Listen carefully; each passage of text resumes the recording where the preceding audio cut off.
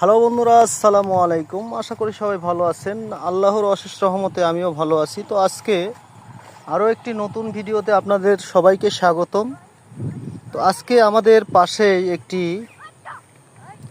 ক্ষেত আছে, তো এখানে ঘুরতে আসলাম সকালবেলা। বাচ্চারা সকালবেলায় উঠেছে, তো ওদেরকে নিয়ে একটু দেখতে আসলাম অনেক দিন পরে।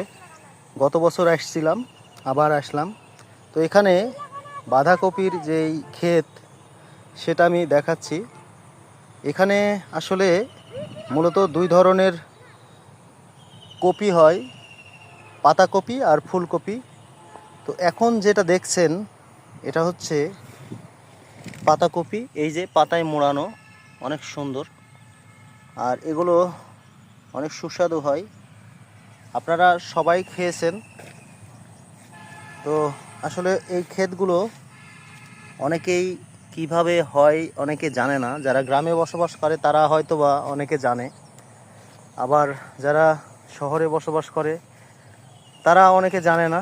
তো তাদের উদ্দেশ্যেই এই ভিডিওটি করা। যদি ভালো লাগে অবশ্যই লাইক এবং কমেন্ট করবেন, সাথে থাকবেন।